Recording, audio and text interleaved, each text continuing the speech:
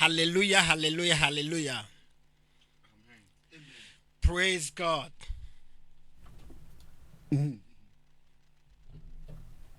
Hallelujah, hallelujah, hallelujah. Amen. Adofonom atiefo eneso yeda nyame dia mayen. Amen. Jesus Salvation Hour ena edru hono. Yes, I'm ready, sir. Now,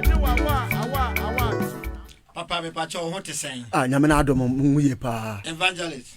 Oh, Kristo Yesu adom, Kristo adom me ho den pa. Yeda nyankopon ase. Amen. Amen. I bless him. Nyame na adom nyame ti asidi ye wo ye pa. Nyame ti asidi ye ho ye pa. Sana me de enchia nso ema atiefo nyina. Amen.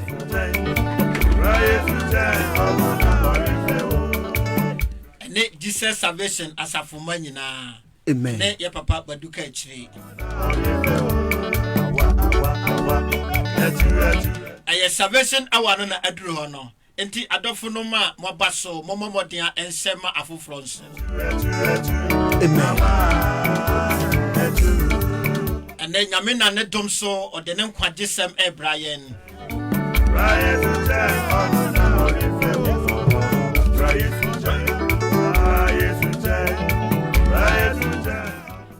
Ane yena ye wo fidua mu ha yene Evangelist ato ene wo ha. Ene Evangelist tachi.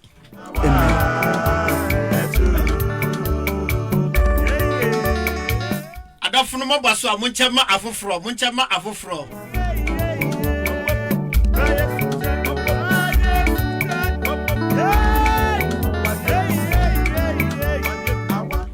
Atiefo no minim se obi aho ye wo Kristo mu. Amen.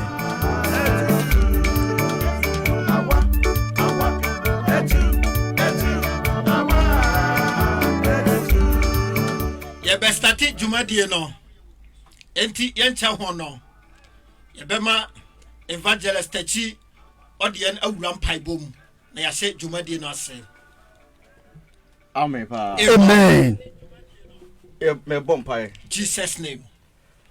Tumi nyina ne wawurade. Amen. Wasam se yema odine so. Jesus. Abetwa krama. Amen. Ene de yeda wasiesia so. Onkokuru ye to nsafre wo Yesu Kristo mu. Amen. Awurade befa ye mu kasa. Yes. Akra bi ese efata so betwena bo enim no. Fa wakoa so na twene bra. Onkokuru ye ma kwa ba so be dihene wo Yesu Kristo mu. Amen. Amen. Evangelist nyame shira. Amen. Pa ye no wo hwa nyame shira.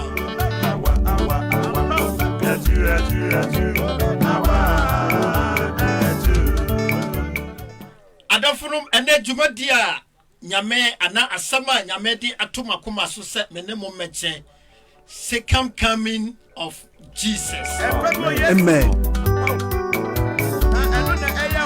Ayadanya Yesu besen ayadan ababi. Enti de tiye bia no ese oye ahoboa. Na maya ebeba biemu no o ma ne se de na no oba no no.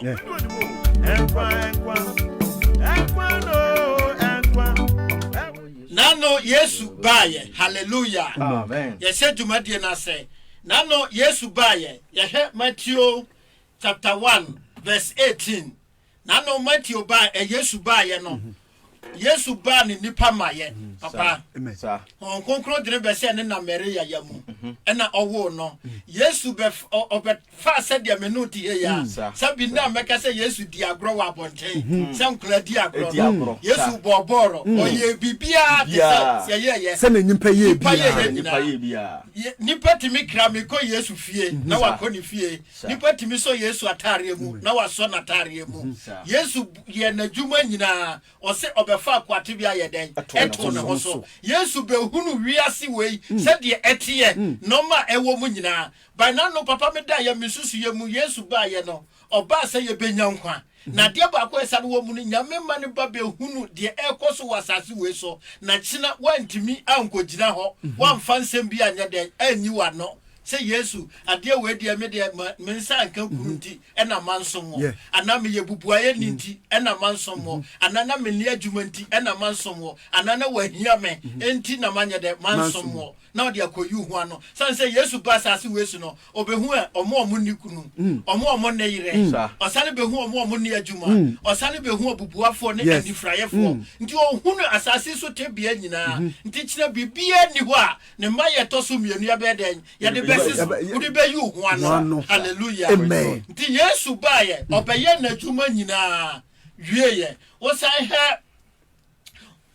asomafo nwoma no a etire baako na nyi mu nkro no a Yesu wieye no okoye wa ye na dwuma wie oko enti Yesu ne maya edika no wa ye na dwuma wie oko se me no ebe ka ne maya etoso mienu no papa mienu no se ye kamu sema na me yamu eseseme na makoma etutume papa enye yize me ma ye tosu mienu no sade na no ni nipa be didi ye ni nipa nom ye no o ma ne sabiem se oba ni anipreso ahoden so enye yize ama nipa sada no enye yize nti adofuma mutie me ene anwumrei me ne mo ebeche nyankopon asem eda no Yesu be pie na nimonyam etoso mienu no ye nya ne sede na no ye nya no no na no ni nipa betena ye didi nom ye no se maya e oba bie mu no eye ahohiahia kese oye amane kese enti sede ya wotie bia no oyesa wo ya ahoboa na binumu kese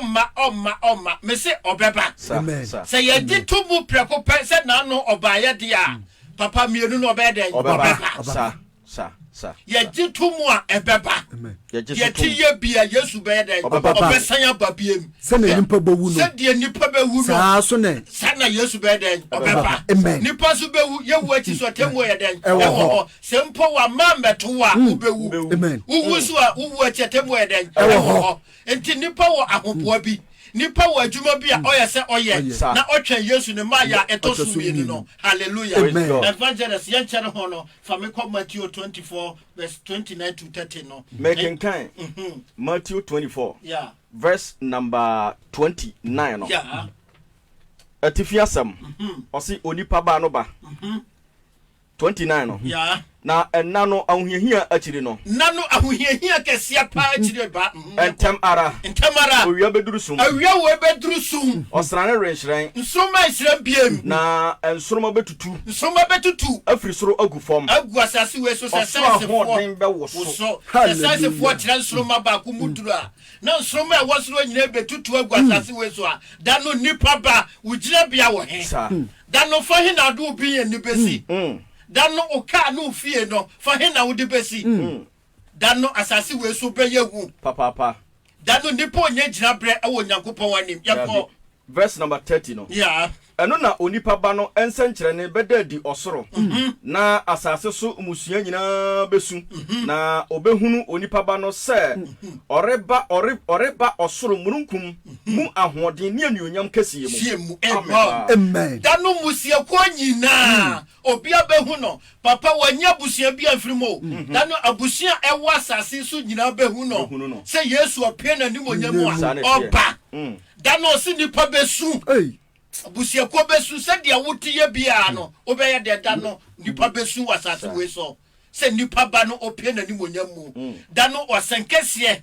ebesi sada no da no ye da kese ema Nyankopon da no ya hohia da ema nipa ye wo asase we so da no ye mfa ne easy da Yesu be pia ni monyam etoso mienu no na no ba ye fa ne easy ono ye diti ono ye nom ye na mo mba ye wo ya oba no de adofo no bibi wo mu bibi wo ho ayese me ne wo ye na sa hohia no ameto ye da kese no dano nipa be huna ma ne kese wasase we so dano wa wanso mu nyame ye no oso nyame biara no dano na obehunu se wa ye mistake sa dano so bibibia ni ho a ebetima sesa biem bibibia ni ho a ebetima sesa biemu se ampa enne ba bia duru se dia mesesa me ho anampo mesan akomachi ukọ wachi a enye ukọ wanima enye da bone na ye de aduru ato wa wie there is no solution. Nti adofunum eye denya Yesu beba.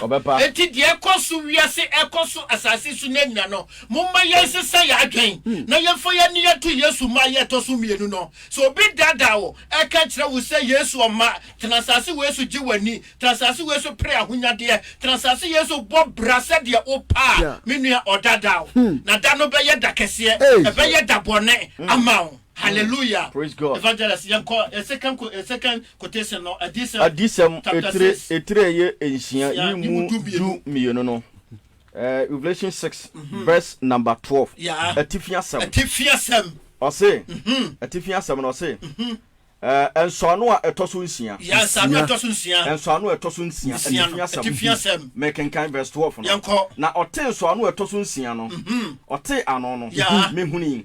Na asase wo so kese. Asase be wo so da no. Na owia dane tum se enwi kotokuo. Owia dane wiase tu se enwi kotokuo dane ya hunu wia biem. Na osrane dane ye moja. Osrane ye se moja.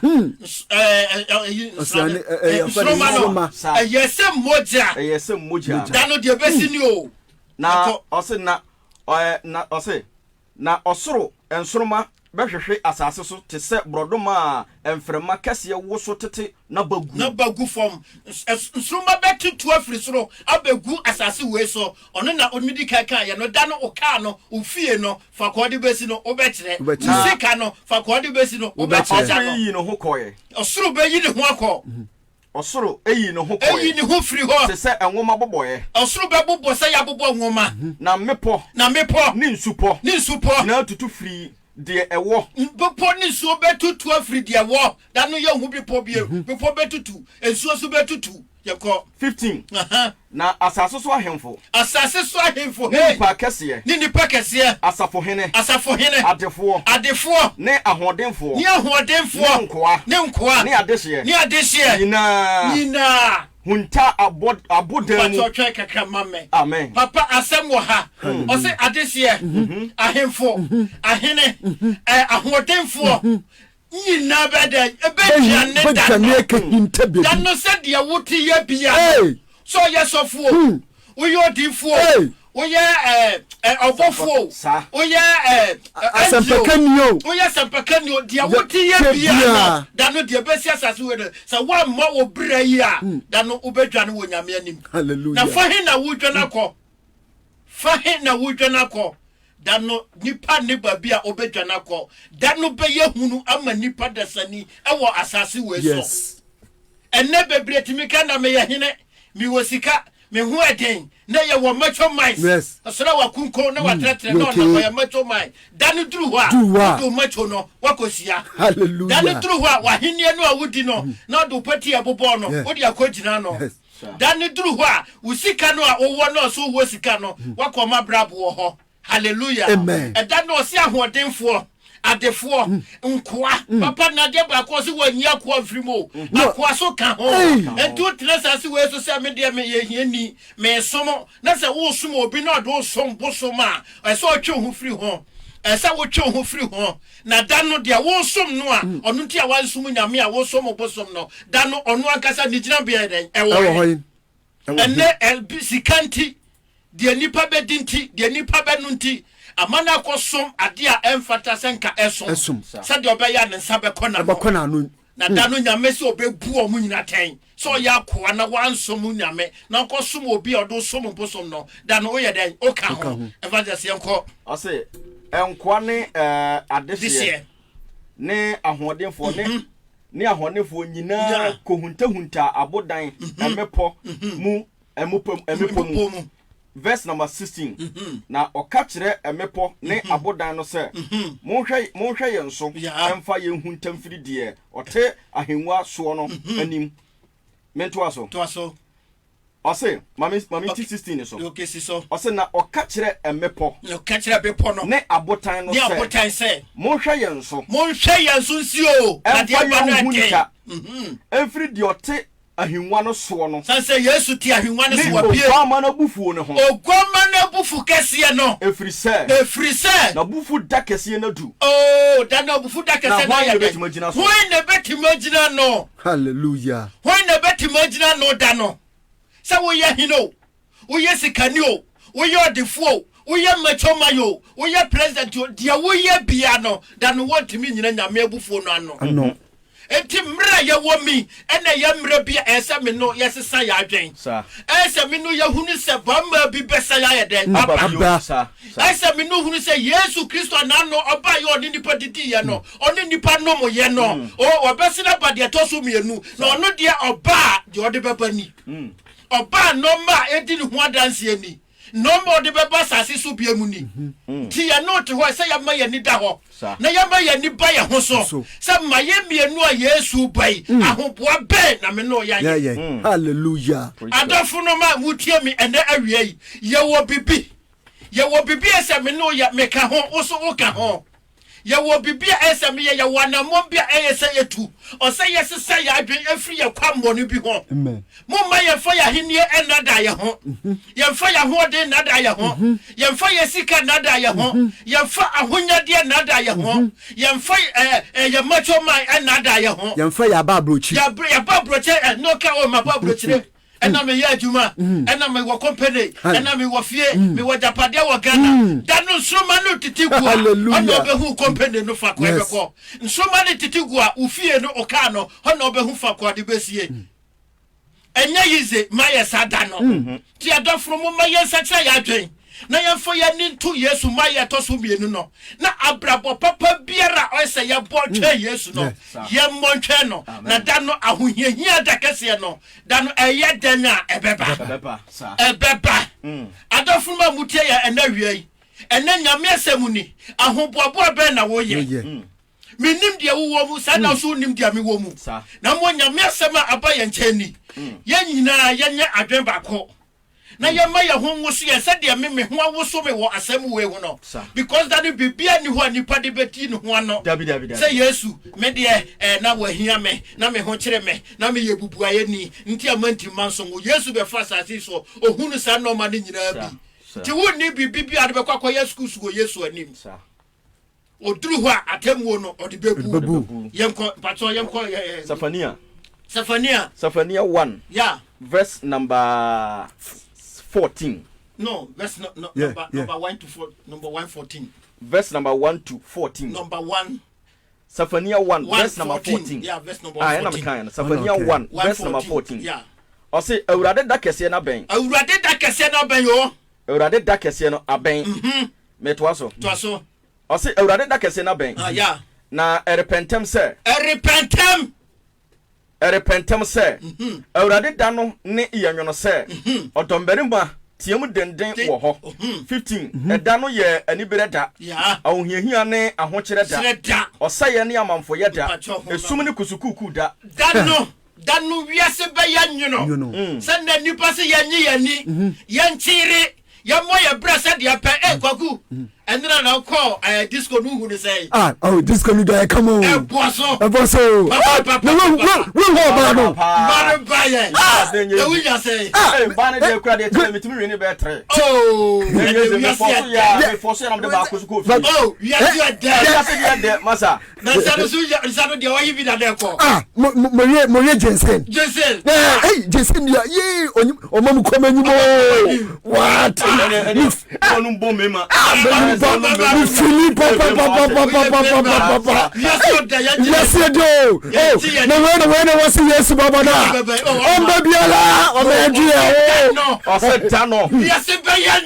Hallelujah. Dano ni general when you know. Dano be who say we are see no. Tise kuni. O say eda no. Ani brother. Ani brother kase. Ahunhia ne ahokyere da. Ahunhia ne ahokyere. O say ne amamfo ya da. O say ne o. Esum ne kusukusu da. Hallelujah. Na say sisa nipa no. Dano gina bia wo he. Dano disco no wo he. Dano ayasi a woji wani. Na woni ma boss no. Dano aye no wo hu machine no kra na wasa. Dano ebe ye hu. Ti adafonom. Dia Yesu ma ya to so mieru no dia bani o. Dia bani. O man say dia na no oba yo ni pa didi ye no. Me kra say me ko Yesu fie no. Me kra say Yesu bra me nchen no. O man say biem. Say oba ne ani breso. Oba ne ho hiahia da. Oba ma ho kira basase we so. Oba ma ne abasase we so ma de ponyafo. Enti adofo me de me ye da ubofo. Sa. Da ubofo bi anya popra. Na mo o sene ne soma no. Na okobo Dawuro no ne de wabo awie obetima bonasum obetima didi na tem wa ye na duma wie okọ na se wo so ye bema ana wo ye ba asema oka ye no man ni so na ohene ne beden obenya me de mabo Dawuro na wie maka sampa na wie me ko na mmomu se wanse se wa adwen amfri wo kwa mmone ne ho na do sika tu ho wo de wa ho ade tu ho sa me ye machoman ye ha na wo koku nipa ye ha so benya sika ntino kodi obi awu na wa kodi na wu no da no be ye dabone ama da no mu be ye nwiro ama se de tiye bia no so no obeba on to da no ense da biem on kasa minam kasa meba manu me ho me ma se de omo wo no na no de eyadanya obesanya ba o te se oba nyensen oba bia ni ho awanyensen asasi so awanye de wanwo de tiye bia no Yesu yenye no obeden ye besanya wo hallelujah mpacho ye jump nko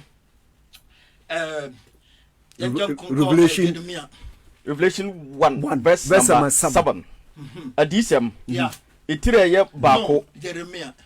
Okay. Jeremiah 4:8.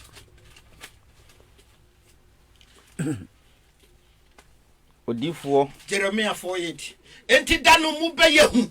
Danu nipa wire be ho. Danu hu hiahia beba.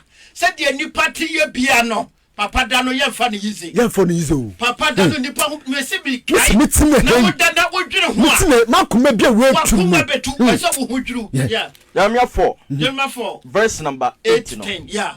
Osi yenti munfra yintoma dano muntwa dwadwo yentwa dwadwo kase woni mu de ba fonsa guti munka adwo denden na yoba no nya yize efri se awurade abufusie hallelujah nyame abufusie na yeden aba nyame abufusie da kase ne yeden eba se yenimu se de da no ebeya menua nka wafra Thomas Amre ayi Thomas na nka don sa guti wona wasi nyame nya bibia no wona wasi wiase ye omode abo omobo no wona ahofefede anti omunsumu nyame no wona ahofefede anti omunnim se nyame bi po wo babi no na wo bo ombra se wote no yenuan manom ye yiyi ye ho ye pesika yenuan mamanom ye kunipa ejisika ye di nipa sika duro no o se da no ebe ye hu se yenim de ba ye mfra ayitoma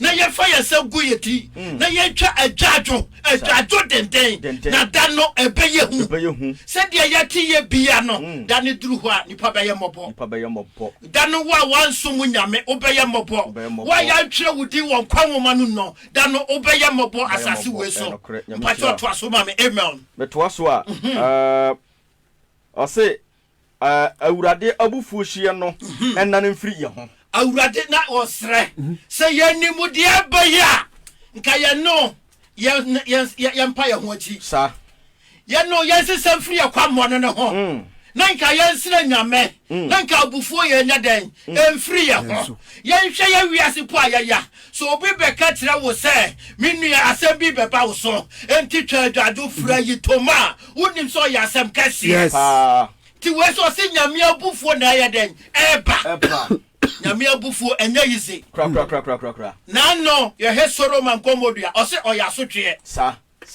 no wapenso o se oyasotwe na ye hwe de sisi ho Solomon komodua na oba pemfo wo ho sa na bubuayefo wo ho emum wo ho ayarefo wo ho enso nyame aspel wo no what time the sentence na sa nipa no bia mu wo ho obi wo ho enso nyame aspel mo dabi nyame aspel obi biara dabi enti se ye nimu de oba menu ya ntwa dwadwo na ye mfra ayitoma yaka Hebrews 9 verse number 27 also na said da homo onipa se obewu preko na owu na chi no atemu beba nipa eda ho preko pe when na so onwu asase we so se wuti tubu pa dia papa na ya me nwanwa e na Yesu ma owu no so dia wuti tubu so obewu ene de ena temu obi ani na wo no oje tu mu no na se wo no achi so temu ye den e wo eti se wadua buro eye den a ebe fifiri sa na tie eti nipa de ye body asasi so ne de ekọ nyina no de te ye bia ye bewu ye wu achi atemu ye den e wo ma nipa bibiara se de nipa wuti ye bia no wo ye hino wo ye hwane o atemu ye den e wo ma nti bibia ni ho nipa de bekwa kogire yame animu aka se Yesu enamiti se namiti nanu Yesu pa ya onam no na maka no ho sa enti namba mu yiyi mu ho mu bo adwaman mu bo bra emfata ense no nti mu ho afesire sama no dabi mu ho afesire Mary Magdalene dabi mu ho afesire na wo Esther Esther Bible mo awurade di ne ho atade o se Esther yo ba na ni fe Bible wan kasa di ne ho atade Esther no ho asem hallelujah na sama wenu nyina bro mo ho asem anyame na wo ne wa ho fa wo he utewi wo he obodi graduate se wo sra so o sama no mo ansra o sro mo ho fa e wo na mo sum nyame a na wo se na me ho efe me wo body me wanantuo me woto me wo se ntino enya se me so nyame me bo life ha ebedru ho da no be hu wafo ho ofe no se obi ba ya na ne ho efe sene wo ho na Yesu be ka cho se wo hu nya fe sene na wo ho nya fe sene mata nso o musu nyame da no Mary Magdalene wo hu nya fe sene Mary nyame di Bible di ne ho danse a no ye ba ne ho efe ntina na obo adwama ya no nya nipa so sa odini nyina gu ho esum nyame enti nemre ya ye womi sana oba ye suafo no so ana omudi na chi no enti ne mamba ne so ayaba no ye ho ofese ne wom ye ni munyansa asre Paul wuni munyansa asre Peter wuni munyansa asre Matthew so omujade omuwo nyina ye den esum nyame trima meka se Yesu heda ne pa asase we so obehuru asase we no manyina nyame heda sanse ono no be mana ye den abu atai no se ba bia won ko ye no untimi nka ho asem wo ma Spain ya na woga na obeda ka hasem dabi na me ma sister bi ka so se boga omo se abrochire de munhunu asase sei nam so aden ye wo ba bia ye duadua frawa wo ko asase wo ho osi ampa nam se osi wo musi munhu asase ba bia ye kotare nam so ye hu asase ye duadua frawa nti asase wo ho osi omo se nwansena so nam so atamsi a wo hu bi na da bia bi ko ha ye need on te se Ghana osi aboga bia ka kire se sa no manu bi ni akura nam so sense o ma hada nti onim de ekoso nti sa na Yesu na nyame ni so be mana bu atenti no na odene be fa wiase 2 Corinthians 5 verse number 10 osi na etwase ye nyina kopie Kristo atemu na obiara anya de onam ne nipadua so yoye papo bonio sede oyoye no afaja nyame sira amen ni panyina ye be pia hinwa no ani Kristo atemu da na Kristo ni be bu atenti nti ye nyina sede wuti ye bia no wo be gina hinwa no ani da no usika no wutimi mabra da no usika no no manyina wa ho afa no ya wa da do wakoyi to e de akyere Yesu say Yesu hia to efe sa Mary Magdalene no dia wa hu sa da no wako ja Yesu ani so mi ko school mi po degree po degree sri Matthew ni Paul no wuni munya sasu common sense mi yusu common sense Dano wako kasa asem no table pass common sense. Take common sense. Me say dano ebe yehu. Ti adofro mo ma yes say ya bio. Me dia me yeda ubofo. Say me bodawuro. Evangelist bodawuro. Evangelist bodawuro. Asofofo papa birum. Bodawuro. Mo ma yes say ya bio na yedanya. Yesu be den. Amen. Amen. So be dada will say amma. Bedi nguto. Bedi ayo. Bedi aburo busuo. Fakobo ahobai. No bedi asasi we so. Ohun beto wa odada. Na wodi ye ohun to wo ye nya sando ma de nyina enti wungu. Sikafo bebre di kaya wuo. Yeah. Sikafo bebre adefo bebre. King Solomon. Omu wu ye. Nti dia wodi nkuto achi oyu achi no ma achi a wo nsumu nyame no. Udachina na wan sore a. Ubegina temu anim. Wo kire so pai so atemu no nipa ubegina nimu. Ti adofnom enne nyame asema ode ma me ka ho pa sa na me pese so de to wakoma so se wo so o ka ho na yense samfiri yakwammo ne ho na nyame abufusie no amayen so mpacho jump ko ya quotation no ya wie okay for me call adisem 17 adisem 17 itire ye eko yimu enson no Revelation 1 verse 7 verse number 7 no adisem 1 verse number 7 edano ebeye hunu amani padasani atifiasem enkamfo hwe ona murukum reba de bo ani wanyina behunu no ne wona wowo no no asaso musua nyina bepɔ no ho abubuo amen wona murukum no reba wonna sabi we kan Yesu mpre ya wone pia ya wone ayini nyina oso omu nyina beden behunu no dano omu nyina behunu no 80 no na awurade se mene alpha ni omega de owo ho na oho dada na oreba ade nyina sutumfo no amen nyame anu maseni alpha ni omega de wo ho ni de wo ho na ore de oreba sa ti said ya wuti ye bia no Yesu se obeba yes said ya wahuni nti ye bia no Yesu se obeba na dano ebeye hu wo ka Matthew 24 verse Matthew 24:19 to 18 no o say dano oba o ma penfo a onyem na obona wo manofo o ma banofo dano wondue sadie Kisan pa wenu nyina nyame an consider omo a obe consider dabio me kai bia na no me ko ga na ye chi akrofo miesa omo se ba ko ya pache nti ono de ya mono ye nya no o ya pache nti ye nya no na mso o ya pache no ko bokro no mo hwire chi kakra omo se o ya pache na dado eduru ho a Matthew 24 verse number 17 coming to your verse o say de owo dan atifi no emma ensan emefa biribi emfiri ni dan mu bia 18 na de ewo wuremu nso ensan na chi emefa Nentoma 19 wana wafa afuro ne wana wama nofo enanamu nue papa ya wa brochire ha yo se dane ton na ya japade no wo Ghana no nyina ka ho mpo se osin na ya ka studio ha afie kura ya ko sanete nente ebebe se ya nti die na ese me ne wo yi nti die ya brepa ya bufa so na ya ku nipa ba ma ne ma meda asofo de ma aye sacrifice because of money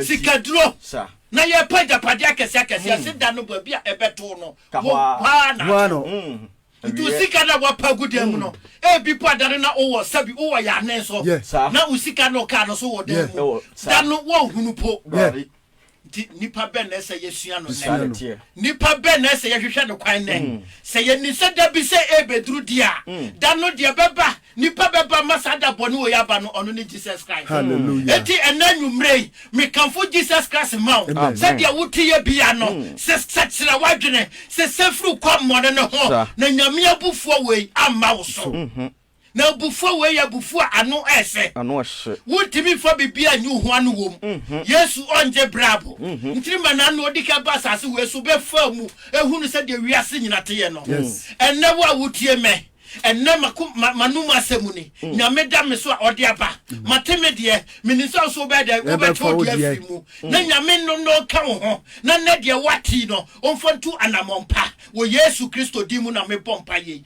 Medamasi at your phone now. Wo Yesu dimu. Amen. Amen. Amen.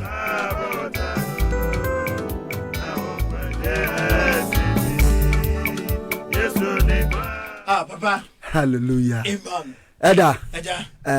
Nyaminsula. Amen. Nyaminsula papa. Ekesi nyamitine wodi. Because message no mu do.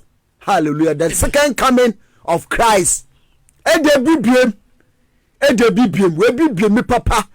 Ede metine fom na mo hwane olokwa. Nyimpa ya hantan. Bebre. Nyimpa ya hantan. Yesu bia anyiwo. Nyame bia alemba. Sa. Yefimbuom. Hallelujah. Yefimbuom. Na ye atambu bia la anyiwo. Sana atambu ho. Sana atambu ho. Twasam no. Twasam ye bibiem sana. Atambu ho papa nti. Wa wu tenyan. Mesraw ahoblase ye. Hun enfi idrem na bai. Sa. Hallelujah. Enfi dremo. Na bai. Superior the creator no boba sasido. Moti biano ebowu. Hallelujah. The second coming Yesu. Eda ni kesem. Ose papa no obai. Obaba nantewe. Oba yes na nyimpa ye biala. Hallelujah. Obonum nyimpa na nufu. But no ya nyame so. No offend odamele ni nanso kete. No nu mele na nufu. The creator obade. O yes na nyimpa ye biala. Hallelujah. Amen. Inti inyafi ina baba abakase ewade na me yafu yam ye ntimentu mansum ye obebe fami bi ewade na me hiani inti na mentu mansum obebe fami bi. Hallelujah. Inti nya wuteyan salvation hour ma famede wo so elitem no famede mesel mempa ba nyina se enye otiefo awefufun dada wokra. All the time be ebe page so ebe betey na wa bla about sen. All the time be an ampa e follow nyan. Mempa ba nyina se be follow nyan. Na be den adwene sesa baba ebe change wo out and inside. Am a Christo ba ne be yo to so mienu a wa reject. Na me so kase elder. Na me so pa for the wonderful message. Na me on page on fi adum kwa adum pa. Amen. Yasre urade se onkoso ama na hoden koso anya kese wo so. Amen. Na enedai urade afa so de bebre aba. Amen. Na kakra meka twa wo ne papa nsemi eto ne se sade ye twrosam ka no se yempo a ye nipa se ye fa obi adwuma ya ne ye wa ahyede bi de manipa ne se oni so. Sa so na yawo se yawo ma ana ya tisika de ware ba ya na ye wa ahyede bi papa e de ma oba ne nkora ne so omuni so ye nyina agitum se wiase we ewuwura. Amen pa. Amen. Ana ne obo ni wiase se ma yi da bi ato wo se mese wiase wo ne me ye se wo hefa ye ni se sa de wo ba na wo control ba no na de wo pe na wo ye no sa na Nyankopon obo ni wiase che papa o se de da homo nipa se wo be ka wu ahwe yan hwo nipa wu na nipa wu na de na o se wu achi atemu ho na wu nwi nipa se onyenni na mo bi free nchen etu aso ye catch yourself for common sense na da common sense and man save you from there. Awurade anu mu asem ye nokore ye pese tiefo ne ahwefo te ase de wu ye bia hu se one day obekansa gubo atoda bia papa ana me hwe ya ye wo akontru mu pa ana de bia me de ye ho sete da ko se obi wo akontru mu ye adwuma no nim awurade ya me hu se nipa na ombo se every said de wo brepe papa one day ubeja no ho akọ enche yo e no bi firi mu ha eye kokobode ma wo de ma me e kire ye nyina ye wie ye ntumi amfa na nko Ghana wo obi atima tire kontum fie bebere 15 years 10 years on kofie da otra akura na ade a ne kra kondo kro ntumi onin santimi nka no wa bere ne ho asi fie asepekas ene niam ko fie na wa hye data to say one day me ko fie na makwa enjoy me bere so papa awra ho sam no se obeda na wa sorry minu ya wutie me de obre wo ho peye no mfa so be ne ba so ma so bia ma so wo betra control taro bi kunu ho all because of so benya sika nti wo betra control ma ba ya tu kwan atesa mema gu ho so all because of so benya sika sika ne de obenya eda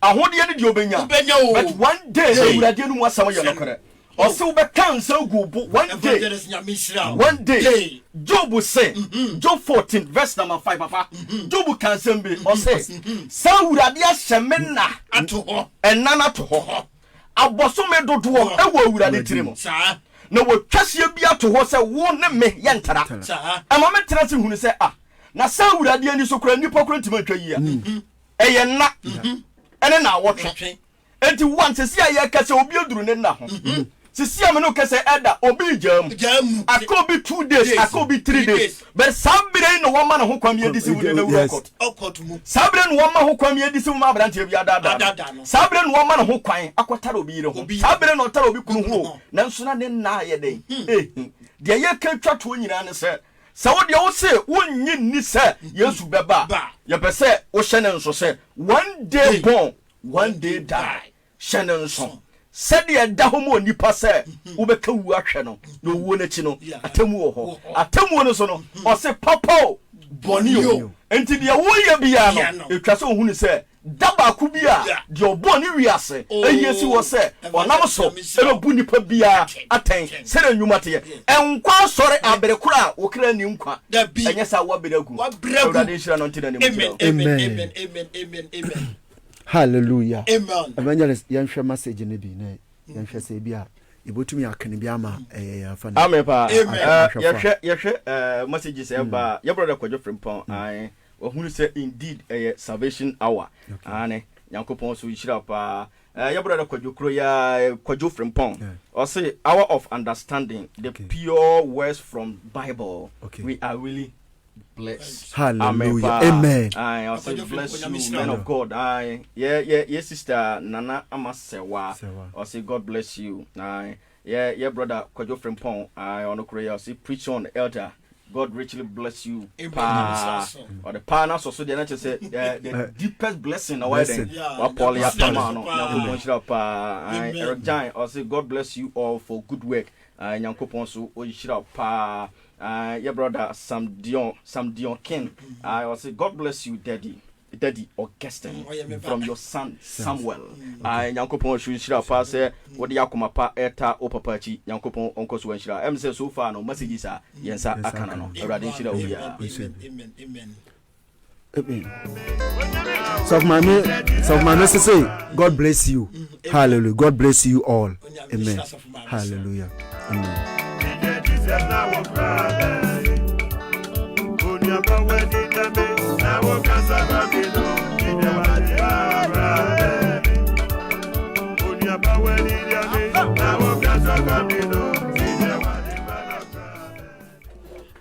Hallelujah, hallelujah, hallelujah. Amen.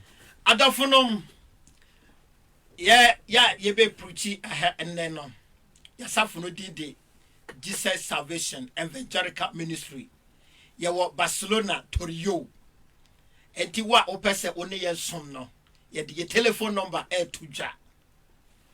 631 631 632 632 952 952 042 042 632 952 042 Say friend na baby e wo bia baby e wo bia na friend na ya baba ya baba for na ya baba bo welcome ya twen Yesu ne maya etoso mi no ye wo Torio ye wo radio no say live radio e boso wo asampakafo no ana asofofo nyina mo area no nyina mo na mo ni wo ha you are all invited na mo mra na ye nyina ye fa kwanya we so radio we so na ye moda wuro no na ye paja nyamedi no heda we dey almost am emphasis bi papa yo asamba ko etoro bi amedwene ho pa de say am bisa say on say Jesus say yenko wiase ne yenko wiase fo nyina de masuafo ba bia nipa wo bia eye wo wiase me pato so wase ase na mbisa me ho se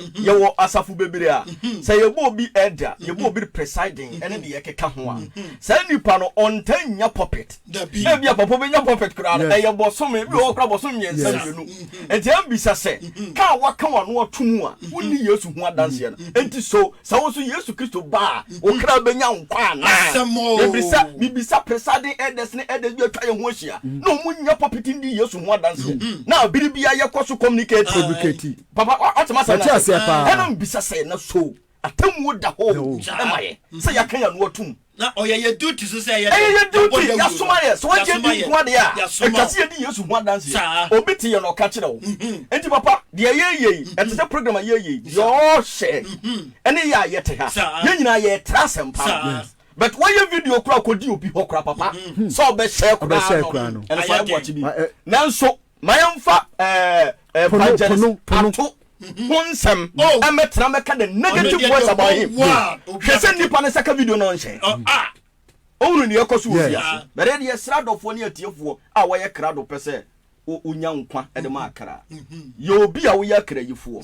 Ye obi a beboa na urade adwuma koso. Se de ede ka no. Live radio ade ankwa wom ne ede bere atiefo. Wo atifi wo ben babia ye wo a we are always welcome say obeba na won so awurade afa mu age afoforo nkwa de yeye bia one day ye bebu hu aten ha me fa da amen amen amen